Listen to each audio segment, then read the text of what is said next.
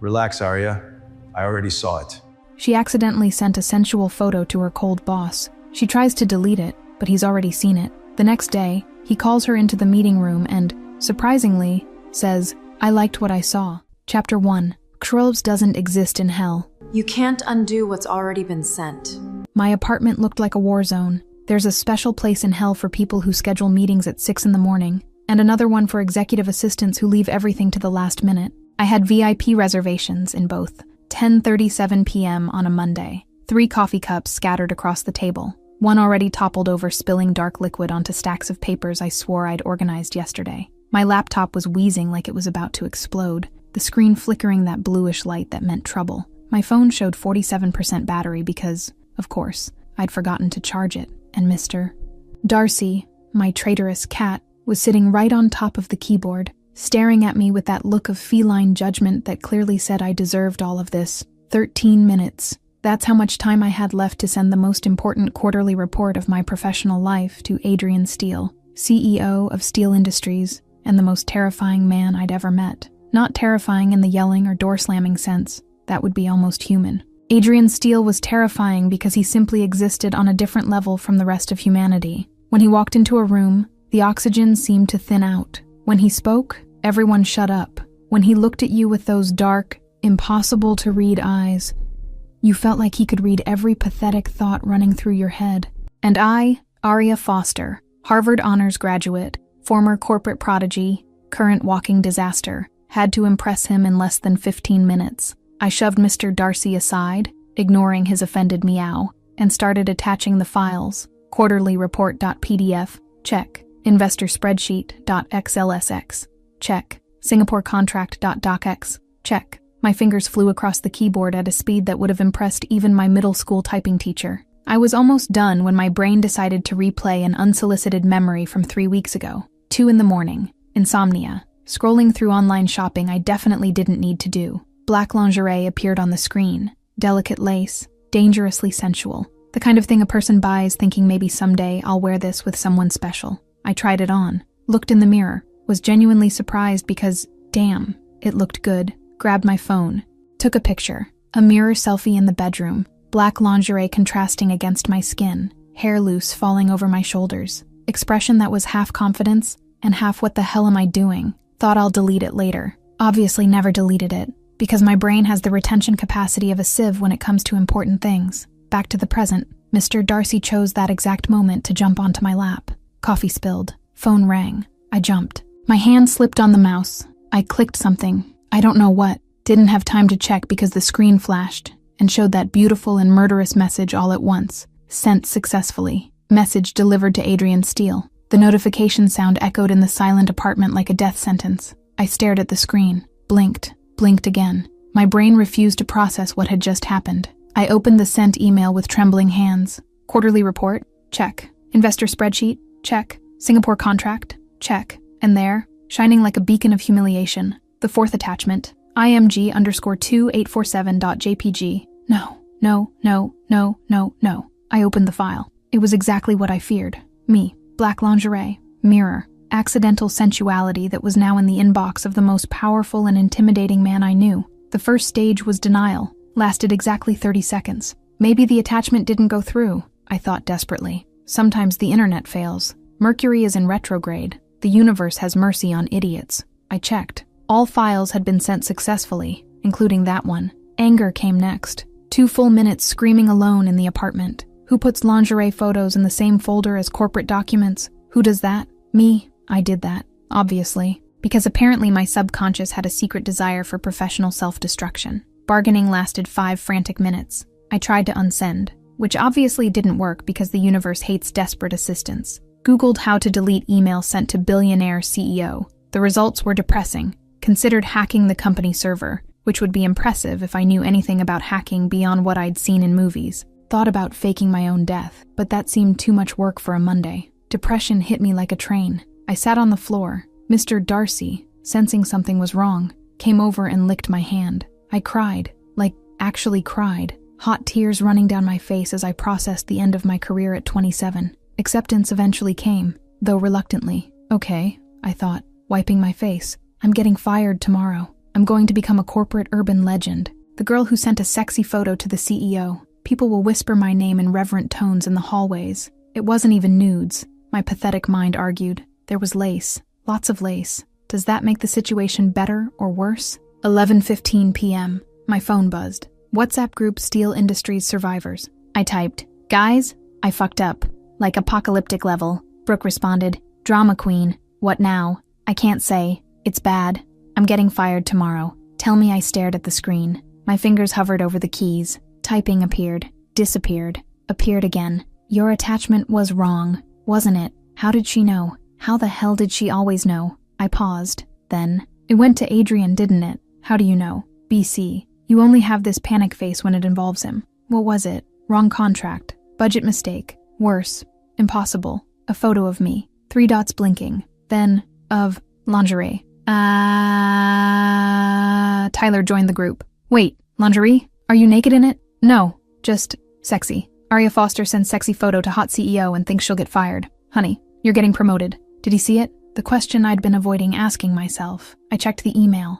Read, 10:41 p.m. He'd seen it 4 minutes after I sent it and hadn't said anything. Absolutely nothing. He saw it. Nothing. No response. Silence is golden. Silence is torture. The night was the longest of my life. 12:30, still awake. Wrote 6 different versions of a resignation letter. Deleted them all because they seemed pathetic. Googled Adrian Steele girlfriend. Found nothing. Adrian Steele, personal life. Still nothing. Adrian Steele smiling. Error 404. Not found. The man was a digital ghost when it came to his personal life. 2:15 in the morning. I looked at my phone for the 1,000th time. No messages. No emails. No sign that Adrian Steele had seen the most embarrassing photo of my existence.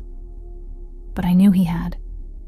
Red, 10:41 p.m. glowed on the screen like an accusation. 4 in the morning, I considered increasingly absurd plans. Break into the building and delete the server. Move to Alaska. Change my identity. Mr. Darcy watched me from across the room with that look that said, "You're pathetic," and I completely agreed. 5:30, time to get ready. Cold shower to wake up. Triple coffee to function. I chose the most professional outfit I owned. A black suit that screamed I'm competent and definitely not the person who accidentally sends sexy photos. Hair pulled back in a perfect bun. Emotional armor in place. Light makeup to hide that I'd spent the night crying. High heels, because if I was going to get fired, at least I'd have dignity. 6:45. Entrance to the Steel Industries building. Glass and steel rising 30 floors. Symbol of power and money. My stomach churned. Maybe he forgot, I thought without conviction. Maybe he deleted it without looking. Maybe he's so rich he doesn't care about emails from insignificant employees. Maybe Tyler appeared out of nowhere, eyes gleaming with gossip. So, today's the day. Day of what? I tried to sound casual. Your funeral. You look gorgeous in black, by the way. Shut up. He got here at 5:30. My heart stopped. And went straight to his office. Locked the door. Mrs. Cordelia said he's contemplative. Adrian Steele doesn't contemplate. I said, he executes. Exactly. Tyler winked. Good luck, honey. I walked down the hallway like I was heading to the guillotine. I needed to bring Adrian his coffee. A daily routine that normally made me nervous, but today seemed impossible. I ran into Sienna Lancaster on the way, marketing director and the woman who looked at Adrian like he was personal property. She examined me from head to toe, venomous smile on her lips. Rough night, sweetheart. You look guilty. I almost died right there. Kept walking.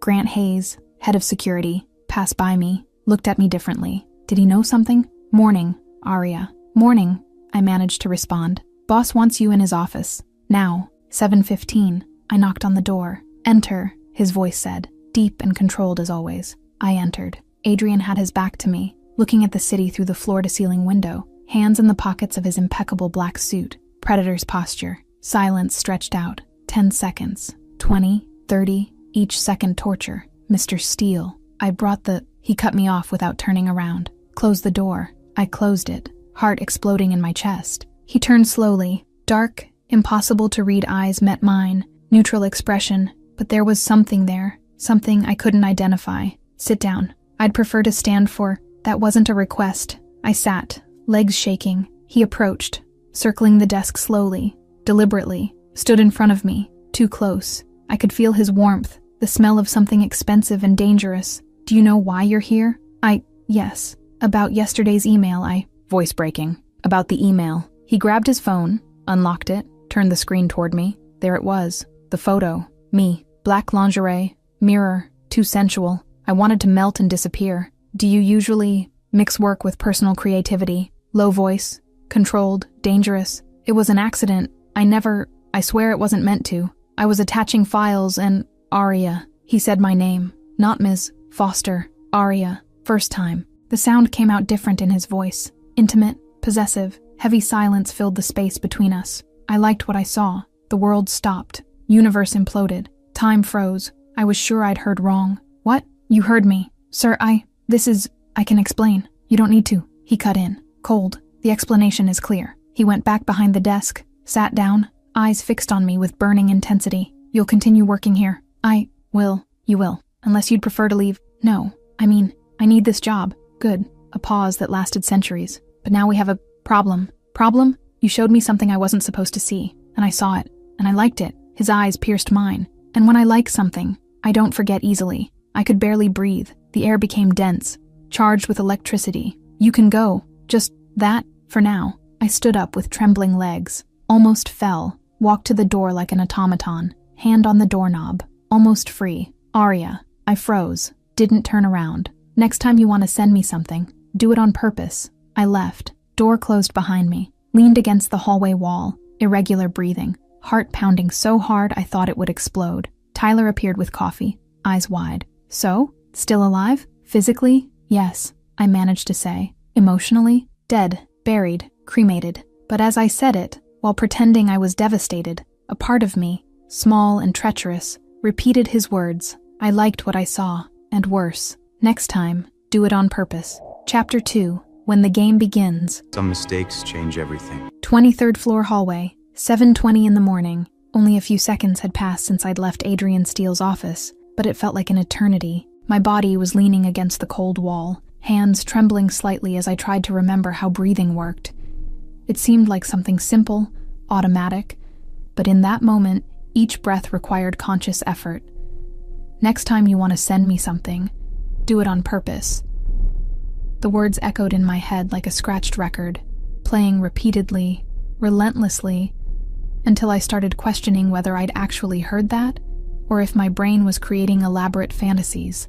Tyler appeared in the hallway as if summoned by my anguish, holding 2 disposable coffee cups, eyes gleaming with that insatiable hunger for drama that only gossip-addicted interns possess. So, he asked, voice conspiratorial. Still alive? I looked at him, trying to form coherent words. Physically, yes. I managed to respond, voice still a bit hoarse. Emotionally, dead, buried, cremated, ashes scattered in the ocean. Tyler moved closer, practically vibrating with curiosity. Did he fire you? No. Yell at you? No. He frowned, clearly confused, because in his head those were the only 2 possible options when you accidentally send a lingerie photo to the most intimidating CEO in New York. Then what happened? I looked around. The hallway was empty at that absurdly early hour, but I still lowered my voice to a whisper. He said he liked it. Tyler went completely still for exactly 3 seconds. Then came the high-pitched squeal I was already expecting. Ah! My hand flew to cover his mouth before half the office came to investigate. Shut up! I whispered furiously. He pulled away, eyes wide as saucers, smile spreading across his face. Girl, he whispered dramatically, you're living the Wattpad dream, or a HR nightmare. I completed. Same thing, honestly. Tyler shook his head, clearly disagreeing with my pessimistic assessment. Honey, trust me, this is the beginning of something legendary. He left with that characteristic walk of his, leaving me alone with my chaotic thoughts. I went back to my desk, trying to look busy, professional, someone who definitely hadn't just had the most disturbing interaction of her life with her boss. I turned on the computer, opened emails, organized papers that were already perfectly organized, pretended normalcy with all my strength. 8:30 in the morning, break room. I needed coffee. Didn't want coffee, needed it. Strong coffee, hot, silent, with no drama attached. But of course, the universe had other plans for me. When I pushed the door open and entered, 3 people literally stopped talking mid-sentence. The silence was so sudden and absolute, it felt like a vacuum. Everyone looked at me with that expression that clearly said we know something, and you're the subject. Morning. I tried to sound casual, as if I hadn't noticed the awkward silence. Morning, Arya. A girl from the finance department responded with a strange little smile, half knowing, half envious. I grabbed my coffee as fast as I could and left. In the hallway, I heard the whispers begin before the door even closed completely behind me. Arya was called into Adrian's office. Door was closed for 15 minutes. She came out all flushed. He never calls anyone that early. Perfect. Absolutely perfect. I was officially the hot gossip of the day, maybe the week. 9 in the morning. Conference room on the 24th floor. Quarterly meeting with investors. The room was all glass and steel. Minimalist design that screamed money and power. Adrian was at the head of the huge table. Dark gray suit that probably cost more than 6 months of my rent. Impeccable posture as he presented financial projections with that deep, controlled voice that made everyone in the room stop and pay attention. I was in the corner, tablet on my lap, taking notes, trying to be completely invisible. And then it happened. Arya, my name, said in that voice. In the middle of the presentation, I looked up automatically. Everyone in the room looked at me. 12 pairs of curious eyes, surprised, some even shocked. Adrian stared at me with that intensity that made my stomach knot. What's your take on this proposal? The world literally stopped spinning. Executive assistants don't give opinions in meetings. Never. It simply doesn't happen. We take notes, organize, distribute water, but give opinions about financial strategy in front of investors that violated all the unwritten rules of corporate hierarchy. I swallowed hard, brain racing. I think the projected ROI is too optimistic considering the current market volatility and the geopolitical climate, particularly with the tensions in Southeast Asia affecting supply chains. Silence. Adrian didn't look away. Then he turned to the investors. Exactly, he said, approving tone. See, even my assistant spots the flaws in your proposal. He had agreed with me, publicly, in front of billionaire investors, used my opinion to reinforce his point. Sienna Lancaster, sitting 3 chairs to the left, marketing director and the woman who looked at Adrian like he was personal property, someone had temporarily stolen, shot daggers at me with her eyes. If looks could kill, I'd be at the morgue being prepared for my funeral. How cute, she murmured, voice sugary and absolutely venomous. The meeting continued, but my heart was still beating erratically. What had just happened? Adrian never did this, never gave public attention to assistants, and definitely never validated their opinions in front of important clients.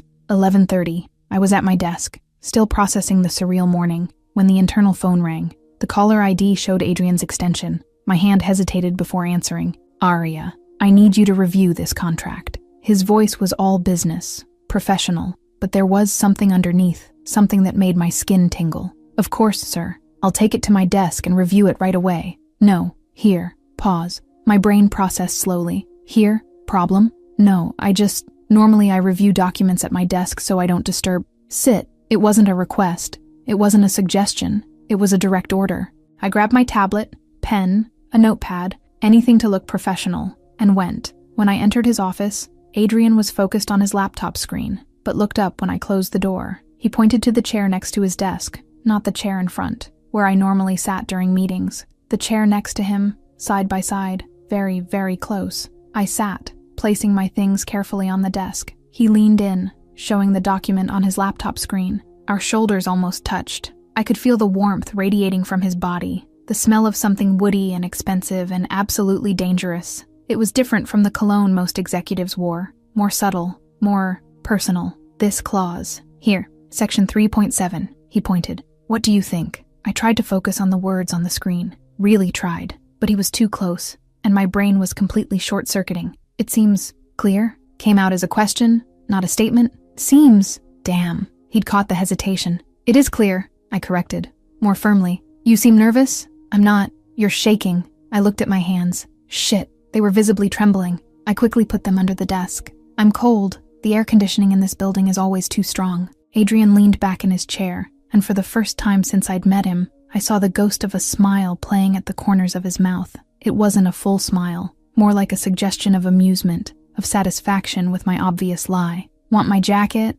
No. Came out too loud, too defensive, too revealing. He was definitely enjoying himself now. Impossible and ridiculously handsome bastard. 12:45, executive dining room. Brooke literally dragged me to lunch. Fingers closed around my wrist like handcuffs. Spill everything, she said, as soon as we sat down. Voice urgent. There's nothing to tell. Blatant lie. You were called into his office first thing in the morning and came out blushing like a teenager. He just talked about things, work things. What things? Arya. She was almost yelling now. I looked around the room. Some people eating lunch, but no one close enough to hear if I spoke quietly. I leaned forward and whispered like I was confessing a crime. He said he liked the photo. Brooke had just taken a sip of water, almost spit it all out. He said what? Shh. I looked around frantically. The coldest man in the northern hemisphere, the guy who makes ice cubes look warm, admits he liked seeing you in lingerie and you're sitting here calmly eating a salad.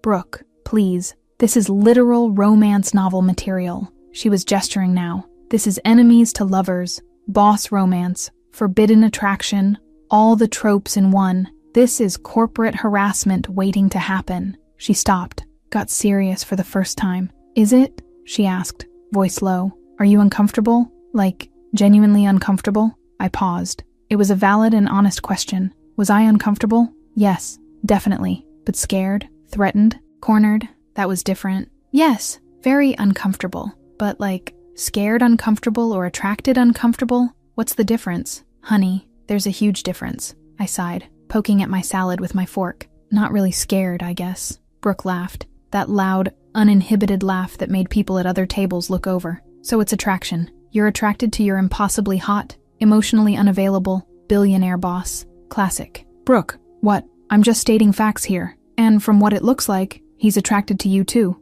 which is unprecedented. Honestly, he's just messing with me, testing me, seeing if I'll crack under pressure. Or, Brooke raised an eyebrow. He's genuinely interested and doesn't know how to deal with it because he's emotionally constipated.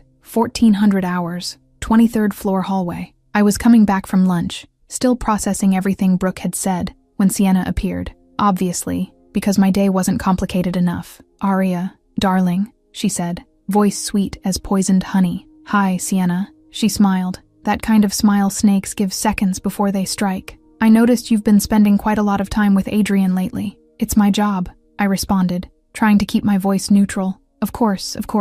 But, you know he's particular about certain things. He doesn't like to mix business with other things. What other things? Personal things. Distractions. The word fell between us like a stone. Distractions. As if I were some temporary shiny object. I'm not distracting anyone. I'm doing my job. Sienna took a step closer, voice lowering to a threatening whisper. Not yet. Maybe. But Adrian gets bored easily, sweetie. And when he gets bored, well, let's just say assistants are very, very replaceable. I've seen 3 come and go in the last 2 years. She left, heels echoing in the hallway like punctuation for the threat. I stood there, processing. The threat wasn't even veiled. It was direct, clear, intimidating. 16:30, Adrian's office. I was delivering the final reports of the day when he spoke without looking up from the documents on the desk. I need you to stay late tonight. I have plans, I responded automatically. He finally looked at me. Really looked. Do you? Yes, personal plans. Cancelable? No. Silence stretched between us. Tense. Charged with something electric. Is it with someone? He asked, voice carefully neutral. Wait, what? This crossed every possible professional line. Is that relevant to work? To me? Yes. Why? Because I pay your salary and I need you here for this project. Something inside me snapped. Maybe it was Sienna's threat. Maybe it was the whole day of tension. Maybe it was just me tired of being pushed around. Until 6 p.m., I said, voice surprisingly firm. You pay for my time until 6 p.m. After that, my time is mine. Adrian stood up, slowly, deliberately, circled the desk with controlled movements, stopped in front of me, close, very close, too close to be professional. Your time, he repeated, voice low, almost possessive. Yes, mine. What if I want to buy your time? After 6. It's not for sale. Everything's for sale, Arya. It's just a matter of finding the right price. That irritated me, for real, deeply. I'm not everything, I said through my teeth. First real confrontation moment. We stared at each other. He was taller, stronger, more powerful in literally every measurable sense. But I wasn't going to back down. Not this time. No, he finally said, voice dangerously low, dark eyes fixed on mine. You're definitely not. The pause that followed seemed to last hours. Then he went back behind the desk, picked up a pen, returned to the papers. You can go. Enjoy your plans. I left with trembling legs, closing the door harder than necessary, heart racing, hands sweating. But this time it wasn't just fear or nervousness. It was something completely different, something I wasn't even remotely ready to name or examine. 18:30. Bar near the office. Lights down low. A modern place with soft lighting and ambient music. Date with Ethan Miller, the guy I'd met on Tinder 3 weeks ago. He was waiting in a booth in the back. Smiled when he saw me arrive. Handsome. Nice. Blonde hair. Blue eyes. Easy smile. Normal. Completely, absolutely normal. The exact opposite of Adrian Steele in every way. "Hey," he said, standing up to greet me. "You seem tense." "Work," I replied, sitting down. "Just work stress. Tough boss. You have absolutely no idea. Must be a real asshole." I laughed. But while Ethan started talking about his day, about some project at his marketing job, about a movie he wanted to take me to see, my brain was somewhere else entirely. Dark eyes. Low, controlled voice. I liked what I saw. "Next time, do it on purpose. Everything's for sale. Aria. Shit, shit, shit, shit." 1900 hours. Adrian's office. 23rd floor. He was still there, alone, looking at the city through the floor-to-ceiling windows. Grant Hayes entered without knocking. Privilege of 20 years of friendship. "You should go home, man." "I'm busy," Adrian said without turning around. "You're stalking Aria's Instagram." "I'm not stalking. I'm researching. She posted a story 20 minutes ago." And Grant approached, voice careful. "At a bar, with a guy." Adrian froze.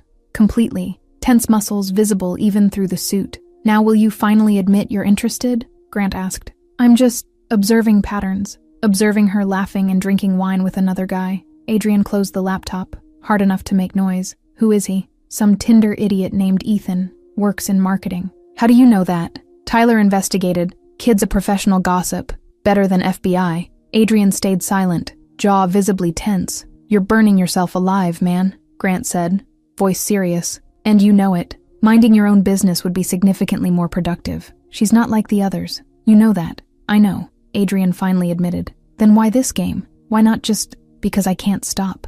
The words came out low, almost a confession. "Can't stop what?" "Thinking about her, wanting her around, noticing every fucking detail. It's distracting." "So what are you gonna do?" Adrian didn't respond. Went back to looking at the city, jaw still tense. Next day, 7 in the morning. I arrived at the office and Adrian was already there. As always, the man functioned on 3 hours of sleep and black coffee. When I passed his open door, he looked up, different from yesterday. More intense, more something. "Good morning, Aria." "Good morning, sir. How was last night?" I paused at the door, turned slowly. "Last night? Your plans. The personal ones you couldn't cancel." "Ah, so he remembered." Of course he remembered. Adrian Steele remembered everything. "They were fine, fine." He repeated the word, testing its weight. Interesting choice of adjective. It was pleasant. "Will you see him again?" This crossed absolutely every existing professional line and Adrian knew it, and didn't seem to care one bit. Is that appropriate to ask? No, but I'm asking anyway.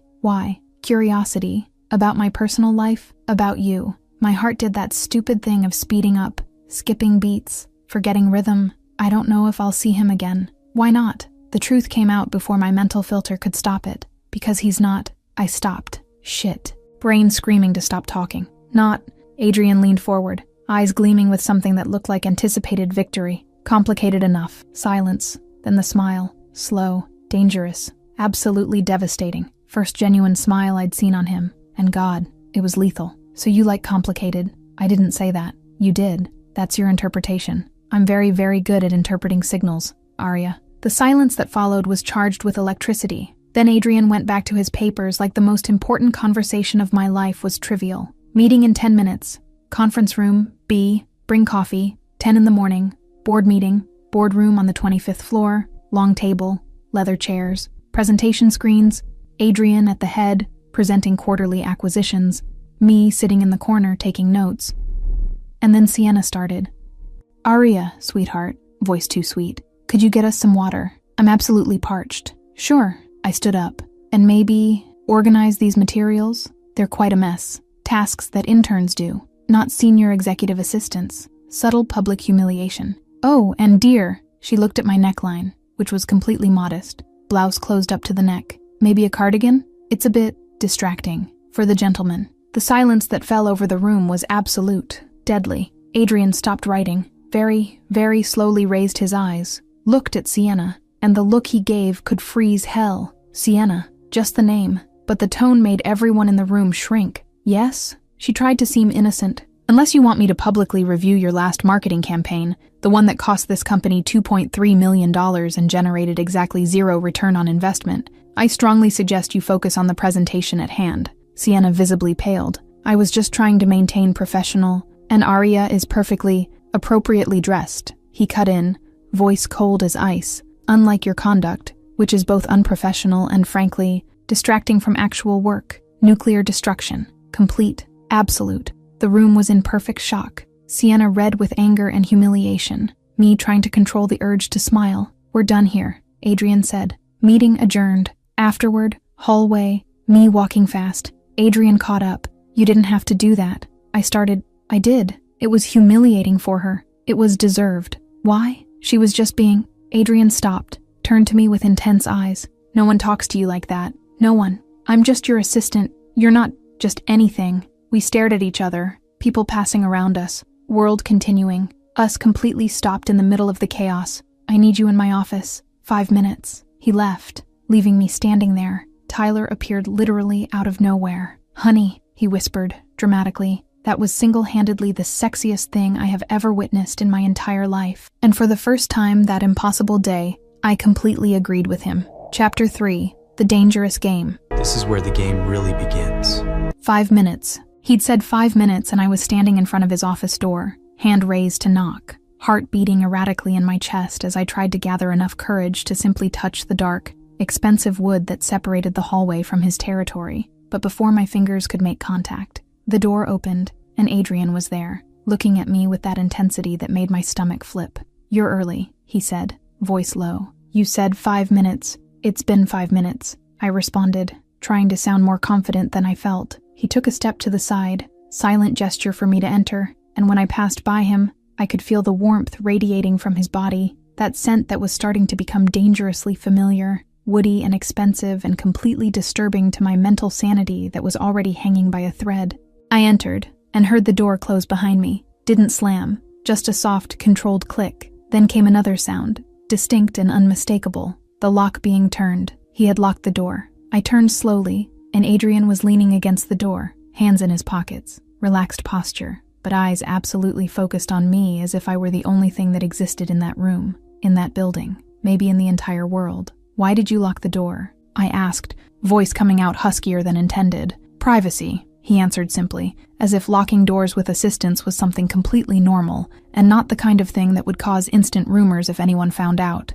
Privacy for what exactly? Conversation. He moved away from the door, walked to the window, that predatory gate that made everything seem deliberate and calculated, then turned to face me, and the city light behind him created a halo that should be illegal, because it made him look even more impossible and unreal. You said he wasn't complicated enough, Adrian began, voice low and controlled, but with something underneath, something dangerous. What does that make me? The question caught me completely off guard, too direct, too honest coming from him who normally kept everything locked behind layers of control and professional coldness. So my brain froze for a few seconds before I could form a response. A disaster waiting to happen, I said, because it was the most honest truth I could produce in that moment. I expected irritation, maybe coldness, possibly even anger, but what I got was something completely different. A slow and absolutely devastating smile that transformed his face from intimidating to lethal. Good, he said, voice even lower.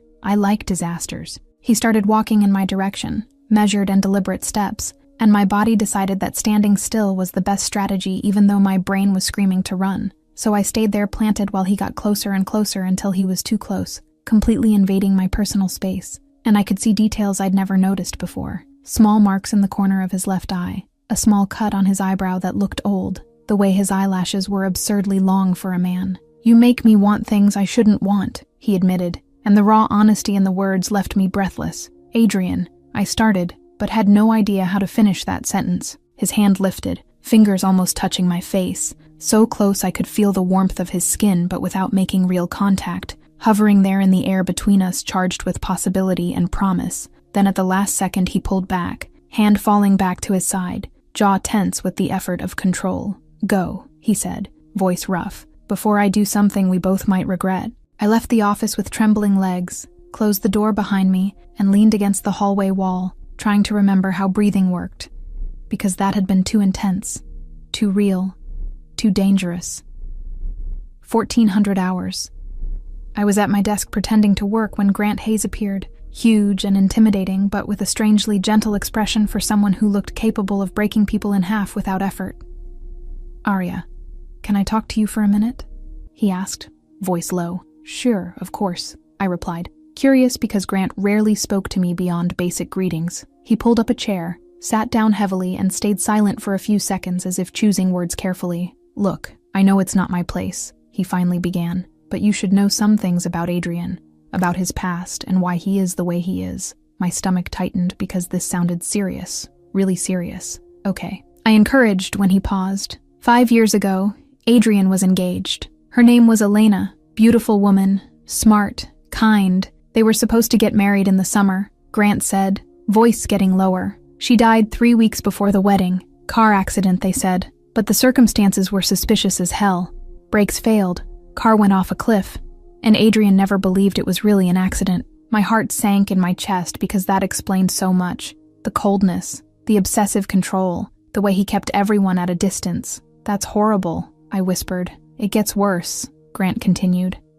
This company isn't just tech and consulting like the world thinks. We do security work, military contracts, private intelligence, the kind of stuff that makes powerful people nervous. And Adrian thinks Elena was targeted because of him, because of enemies he made through the business. Oh my God. After she died, he changed completely, became this cold, controlled version of himself, threw himself into work, expanded the company aggressively, and swore he'd never let anyone get close enough to become a target again. Grant looked at me seriously. "Until you, apparently, because I've never seen him lose control like he does around you. And that terrifies me honestly because it means he cares, and caring makes people vulnerable." Before I could fully process this devastating information, my phone rang. Adrian's internal number. "Arya, lunch, my car, 5 minutes, non-negotiable," he said, and hung up before I could respond or protest. 12:50. His car, a black Mercedes that probably cost more than a house, interior in soft leather that smelled like new car and expensive cologne, silent driver behind a privacy glass, and Adrian beside me looking out the window as if the situation were completely normal. "Where are we going?" I asked. "Lunch." I gathered that, but where specifically? "You'll see." 15 minutes later, we stopped in front of Le Bernardin, one of the most expensive and exclusive restaurants in New York. The kind of place that requires reservations months in advance, and where CEOs take billionaire investors to impress. Definitely not the kind of place bosses take assistants for casual lunches. "Adrian, this is..." I started when we entered, and the maitre d' greeted us by his name. "Necessary?" he completed mysteriously. We sat at a private table in the corner, away from other customers, and a waiter appeared immediately with water and menus that were works of art bound in leather. "Why am I here?" I asked directly. "Because I wanted you here," he answered with the same frankness. "That's not an answer. It's the only answer I have." The waiter came back and Adrian ordered for both of us without asking what I wanted, and strangely it didn't irritate me because his choices were perfect, exactly what I would have ordered if I knew the menu. "Tell me about your family," he said when we were alone again. "What?" "Your family, where you grew up, what made you who you are." He leaned forward, genuinely interested. "Why do you want to know?" "Because I do. Isn't that enough?" So I started talking about growing up in Boston, parents who were university professors, younger brother studying medicine, reasonably normal childhood, except for the constant pressure of having to be perfect and brilliant. And Adrian listened to everything with total attention, asking questions, really listening. And it was so surreal to be there in that absurd restaurant having the most personal conversation we'd ever had. "What about you?" I asked when the food arrived. Beautiful dishes that looked like art. "What are your dreams, your fears, the things that keep you awake at night?" Something passed across his face, shadow of pain or maybe memory. "I don't sleep much anyway," he said, which wasn't an answer but also was. "Adrian, I fear losing control," he finally admitted. "I fear caring about someone enough that their safety becomes my weakness. I fear being unable to protect what matters." His words echoed what Grant had told me about Elena, and suddenly everything made painful sense. I was reaching for my wine glass when my hand trembled. I don't know if from nervousness or the intensity of the conversation,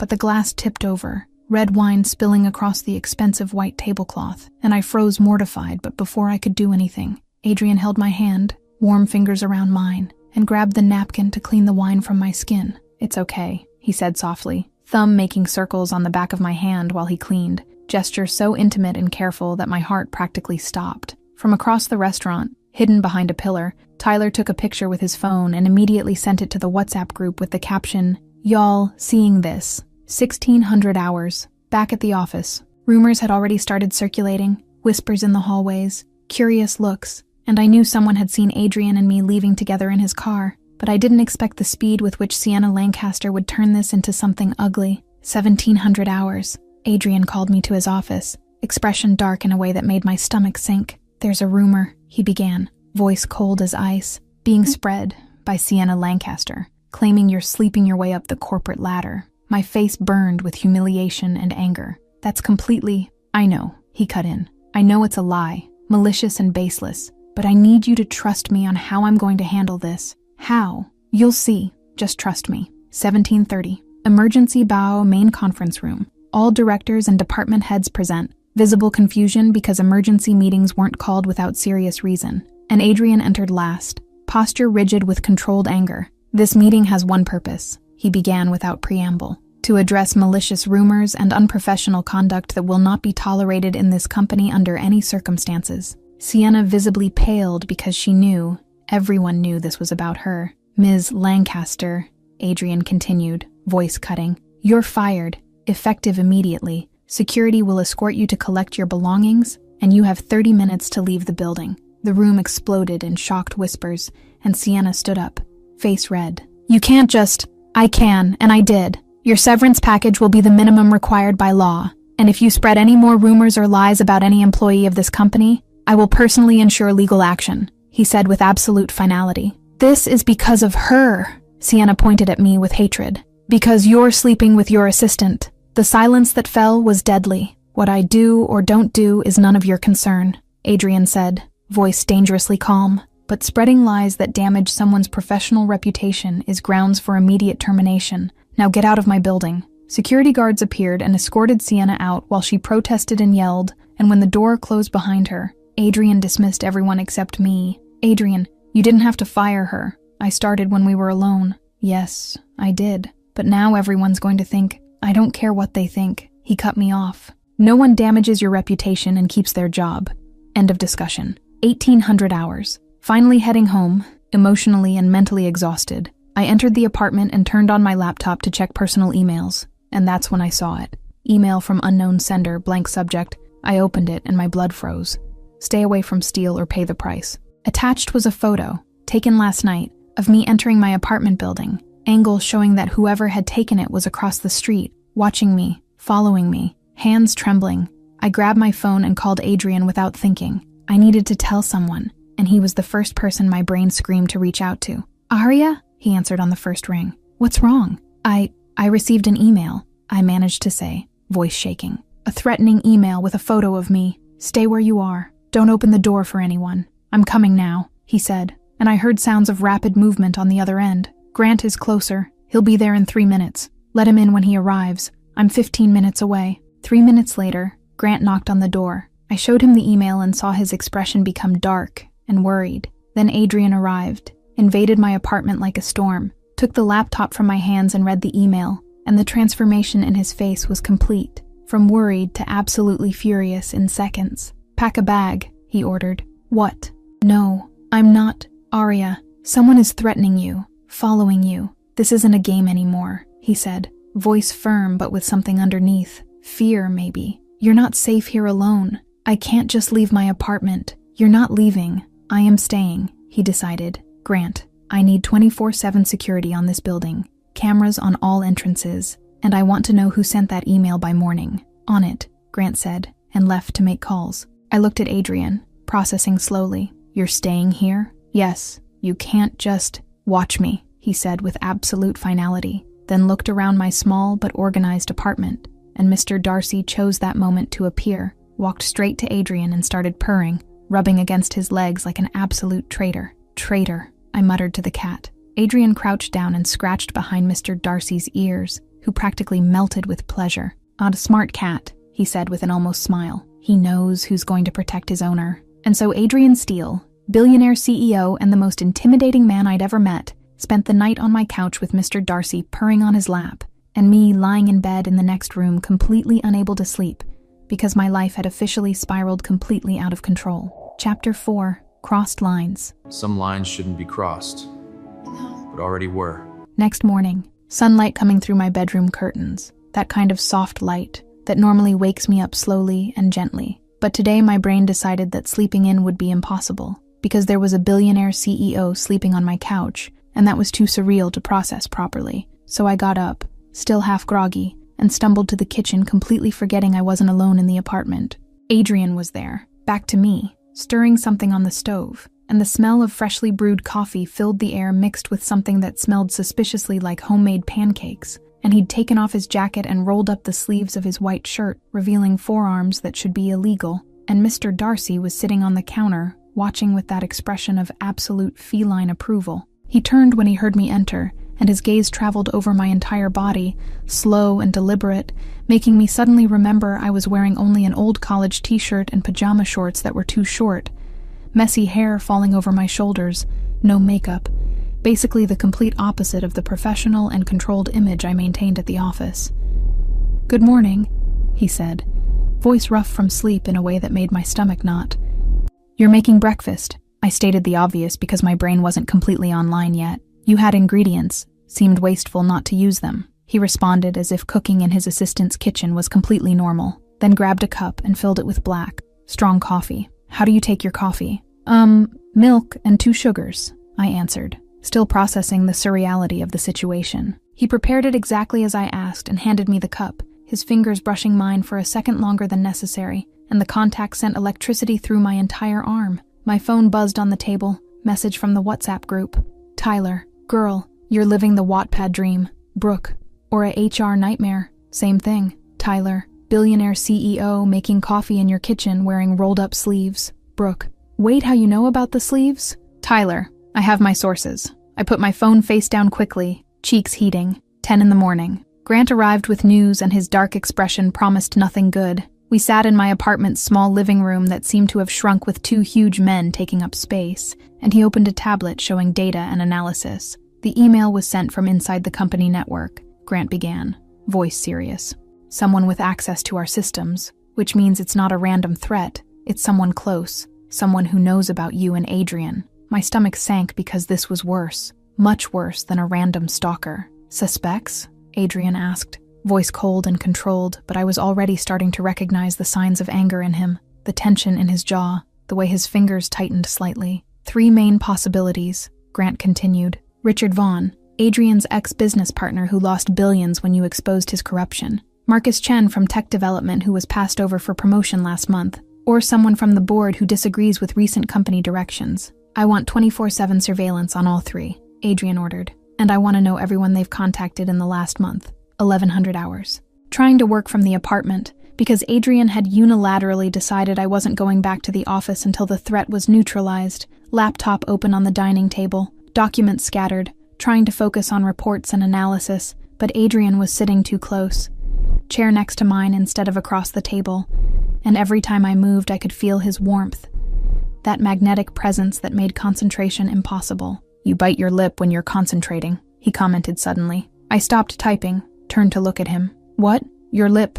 You bite it when you're focused on something difficult. I've noticed it several times at the office," he said, eyes fixed on my mouth in a way that made my pulse race. "Stop watching me work," I protested weakly. "Can't," he answered simply. "It's fascinating." "I'm not fascinating. I'm just doing my job." "You're the most fascinating person I've ever met," he said with such casual sincerity that my heart practically stopped. Before I could respond, my phone rang. Unknown number, but something made me answer. Aria, familiar male voice. "It's Ethan." Shit. Ethan from Tinder. The date that had been completely bland because I'd spent the entire time thinking about someone else, specifically the person who was sitting 30 centimeters from me at that exact moment. "Oh, hi Ethan." I tried to sound normal, but saw Adrian go completely still, total attention focused on the conversation. "I was thinking we could try again, maybe dinner tomorrow night. I know last time was kind of awkward, but I'd really like to see you again," Ethan said, voice hopeful. Adrian was looking at me now, dark and intense eyes, and something in his expression was pure, barely disguised possessiveness. Sure, tomorrow sounds great, I heard my own voice say, and I don't know if it was an impulse of rebellion or need to provoke some kind of reaction. Really, that's awesome. I'll pick you up at 7. Ethan sounded genuinely happy. Perfect. See you then. I hung up.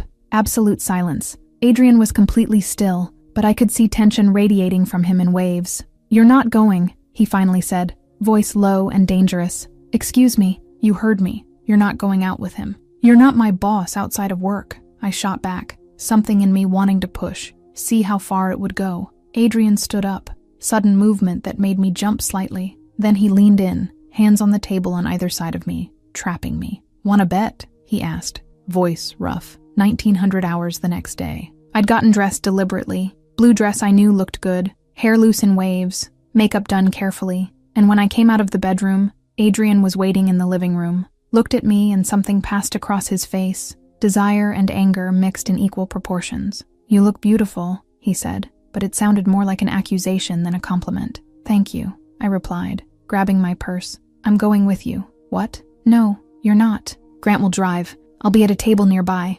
Non-negotiable." He was already grabbing his coat. "This is insane. This is necessary. There's still someone threatening you. You don't go anywhere without security," he argued. But we both knew it wasn't just about security. 20 minutes later, we were at an Italian restaurant in the West Village. Me sitting at a table with Ethan, who was talking animatedly about something related to his work. But my attention was completely focused on the table in the corner where Adrian was sitting with Grant, pretending to look at the menu, but his eyes kept returning to me every few seconds, and the intensity of his gaze was almost physical. "Aria, you okay?" Ethan asked. "You seem distracted." "Sorry, just work stress," I lied. "Is that your boss over there?" Ethan had followed my gaze. "The guy who keeps staring. He's just protective about security," I tried to explain weakly. "That's not a security look. That's a jealous boyfriend look," Ethan said, not sounding irritated, just resigned. "You're into him, aren't you?"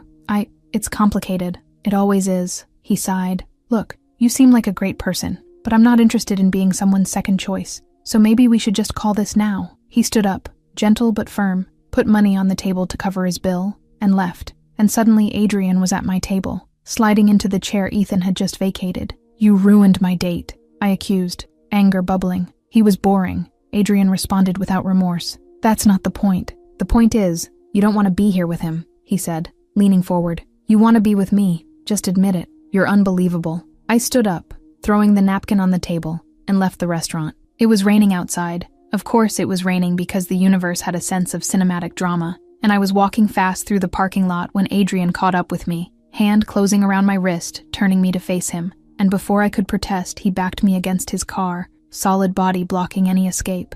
"You think I wanted this?" he asked, voice angry and desperate at the same time. "You think I wanted to feel like this about my assistant? You're driving me insane, Aria. Every thought, every moment, it's all you." Rain fell on us, soaking hair and clothes, and he was so close I could count every drop of water on his eyelashes. "Adrian," my voice came out whispered. He leaned in, forehead almost touching mine, breaths mixing, and the entire world disappeared until it was just the two of us in that wet parking lot. Then he started closing the distance, lips centimeters from mine. "Boss!" Grant's voice cut through the moment. "We got a problem." Adrian pulled back like he'd been shocked, jaw tense with frustration. "What?" he practically growled. "Someone broke into Aria's apartment," Grant said, expression dark, "while we were here." Chapter 5. Breaking Points. We went back to the apartment in tense silence. Rain still falling outside, but inside the car was just heavy breathing and adrenaline rushing through our veins. And when Grant opened my apartment door, what I saw made me stop completely, freeze in the entrance while my brain tried to process the destruction. Everything was turned over, couch cushions ripped, books torn from shelves and thrown on the floor, drawers open with contents scattered, frames ripped from walls, but strangely nothing seemed to have been stolen. Laptop still on the table, cheap jewelry I had still on the bedroom dresser. This wasn't theft. It was a message. And the message was literally written on the living room wall in blood-red spray paint. Last warning. 2 words that made my stomach turn and hands tremble. I felt my legs go weak, but before I could fall, Adrian was there, arm around my waist, holding me firm against his body. "We're leaving," he said, voice cold as ice but with anger boiling underneath. "Now, I need my things." I tried to protest weakly. "Grant will pack what you need. You're not staying here another second." He was already guiding me out, and I was in too much shock to resist properly. 20 minutes later, we were in a private elevator going up to the top floor of a building in Tribeca, and when the doors opened directly into an apartment, no, not an apartment, absurd penthouse that occupied the entire floor with 360-degree view of the city, floor-to-ceiling glass, minimalist design in shades of gray and black, furniture that probably cost more than cars, and it was so different from my small, cozy apartment. It felt like another planet. Guest room is down the hall, second door on the left, Adrian said, putting my bag on the huge couch. You'll be safe here. Adrian, what the hell is going on? I finally found my voice. Who would do this? Why? He stayed silent for a long moment, then went to the bar, poured 2 fingers of whiskey in a crystal glass and downed it in one gulp, tension visible in every line of his body. I told you this company does more than tech consulting, he finally began, voice low. We run private intelligence operations, security contracts for governments, the kind of work that makes powerful and dangerous people very nervous, and I've made enemies. Arya, the kind of enemies that don't forget and don't forgive. I sat heavily on the couch because my legs were no longer reliable. Elena, he continued, name coming out painful. My fiancé who died 5 years ago. It wasn't an accident like they ruled. She was murdered because someone wanted to hurt me, wanted to show me that they could reach the people I cared about. And I swore after that I'd never let anyone get close enough to become a target again. But then I came along, I whispered, finally understanding. Then you came along, he agreed, turning to face me. And despite every instinct telling me to stay away, despite knowing the danger, I can't. And now you're paying the price for my weakness. I stood up, fury replacing shock. So what? I asked, voice rising. You just push everyone away? Live in this beautiful prison alone forever? It keeps them alive. That's not living, I shot back. That's just existing, going through motions without actually feeling anything real. Better than dead, he said, but the conviction in his voice was cracking. Is it? I took a step closer. Is it really better to be alive but completely alone, never letting anyone in, never taking any risks, never feeling anything? Before he could respond, Grant entered without knocking, tablet in hand and dark expression. I know who it is, he announced. Richard Vaughn, your ex-business partner, the one you exposed for embezzling and fraud 3 years ago. He lost everything, billions in assets frozen, reputation destroyed, and now he's out for revenge. Adrian went completely still, processing. And Arya is the perfect target, Grant continued. Whole city saw you two at that restaurant. Rumors are everywhere. He knows hurting her hurts you. I want him found, Adrian ordered, voice deadly. Tonight, already on it. Grant left, leaving us alone again. 2 a.m. I couldn't sleep. The guest room was beautiful and comfortable, but my brain was spinning with everything that had happened. So I got up, put on a robe I found in the closet, and walked through the silent penthouse until I found the stairs leading to the private terrace. Adrian was there, leaning against the glass railing, looking at the city spread below like a constellation of lights, and he'd taken off his jacket and tie, shirt open at the collar, hair slightly messy as if he'd run his hands through it several times, and my heart squeezed because he looked so alone, so isolated even surrounded by millions of people. Can't sleep? He asked without turning around. Too much happening, I replied, approaching. You? I don't sleep much anyway. Too many ghosts. He finally looked at me, and in the soft light of the terrace I could see exhaustion and pain in his eyes that were normally hidden behind control. Adrian, I started, but didn't know how to finish. I'm sorry, he said suddenly. Sorry you got dragged into this, into my mess. You deserve better than being threatened and having your life destroyed because of me. Something inside me broke seeing him like this,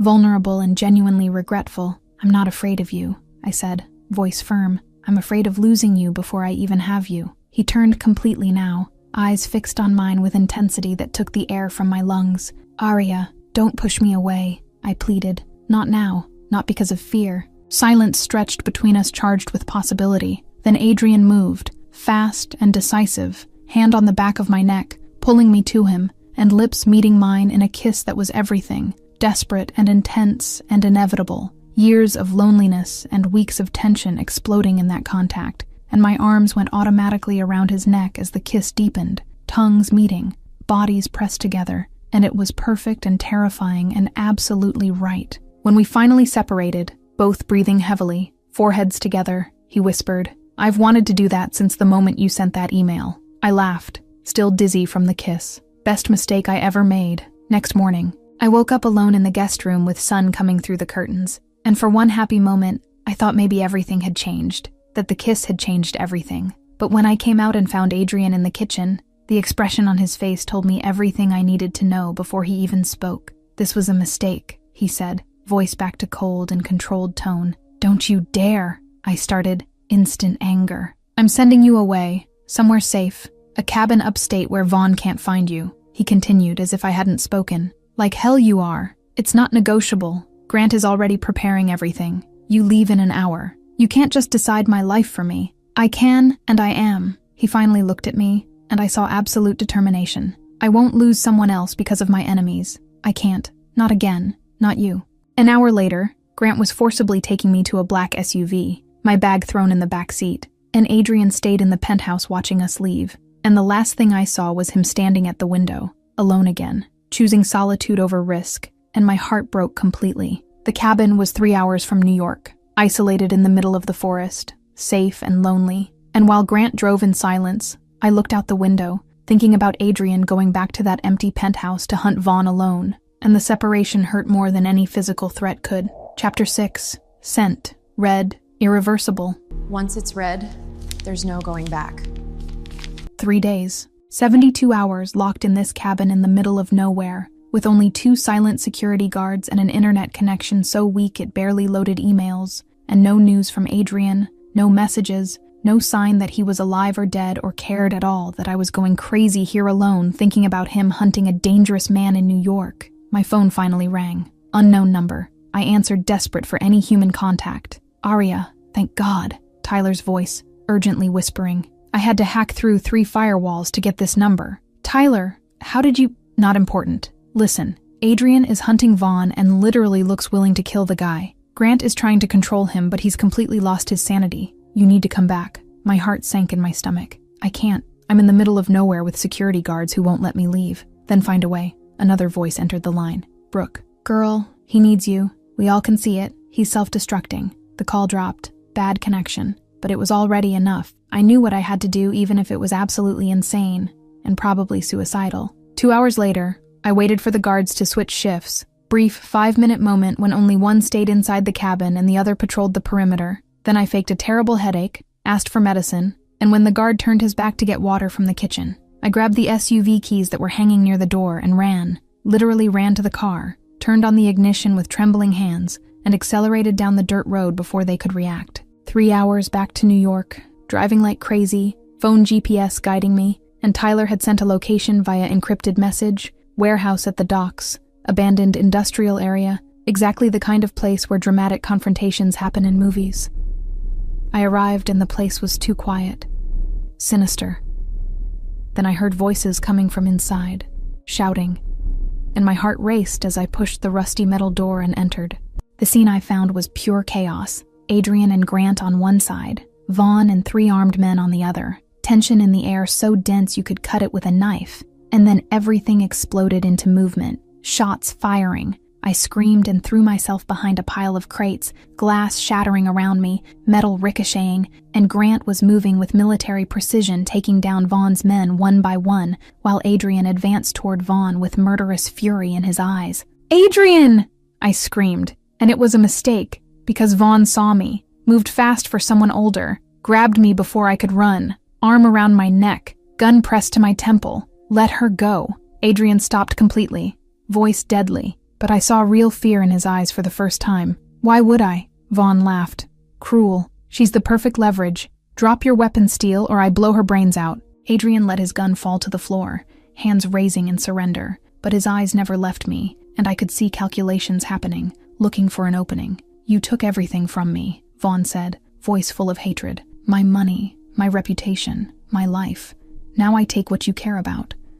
Everything happened in seconds. Grant created a distraction by shooting at something that exploded in flames. Vaughn got distracted for half a second. Adrian moved faster than should be humanly possible, pulled me from Vaughn's reach and knocked him to the ground with brutal force. Punches flying, blood spurting, and Grant had to literally pull Adrian away before he killed Vaughn with his own hands. After the chaos, police sirens approaching, Vaughn handcuffed and being taken away. I was sitting on a crate shaking from adrenaline and shock. Then Adrian was there, hands on my face, desperate eyes examining me. "I told you to stay away," he yelled, but his voice was breaking. "And I told you I'm not afraid," I yelled back. "You should be. You almost—" His voice broke completely, forehead pressing against mine. "You almost died. I almost lost you. But you didn't." I held his face, forcing him to look at me. "We didn't. We're both here, both alive." He pulled me then, desperate and tight hug, face buried in my hair, and I felt his body trembling.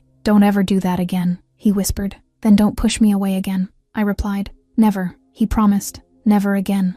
Weeks later, Vaughn was in jail awaiting trial for attempted murder and a huge list of other crimes. Steel Industries went through complete security cleanup, and surprisingly, Sienna came back trying to apologize, showed up at the office with flowers and elaborate excuses, but I dismissed her with class saying that some bridges when burned should remain ashes, and Tyler was promoted to junior assistant, because according to Adrian, the kid had investigation skills that shouldn't be wasted. 3 months later, my new office, official title of Vice President of Strategic Operations, own room right next to Adrian's with a connecting door because he had insisted, and our relationship was public now. The whole company knew, the whole city knew, and surprisingly I didn't care anymore. Email arrived, sender Adrian Steele, subject open this now. I frowned because he was literally 3 meters away in his office, but I opened it, and the attachment loaded showing a photo of him in my apartment, Mr. Darcy on his lap purring, and in his hand a velvet box open showing a diamond ring that took my breath away. Email text: "Your turn to accidentally send me something. Say yes." I stood up so fast the chair fell, crossed through the door connecting our offices, and Adrian was there waiting, standing behind the desk. Nervous smile I rarely saw on him, and my heart was exploding in my chest. "You're insane," I said, tears already starting. "You made me this way," he replied, coming around the desk. "Yes, yes?" he asked, voice hopeful. "Yes, you idiot." I was laughing and crying at the same time. He pulled me in, lips meeting mine in a kiss that was promise and future, and everything that had been impossible 3 months ago. And when we separated, he slid the ring on my finger. Perfect, as if it had been made specifically for me. My phone buzzed, WhatsApp group lighting up with messages. "Tyler,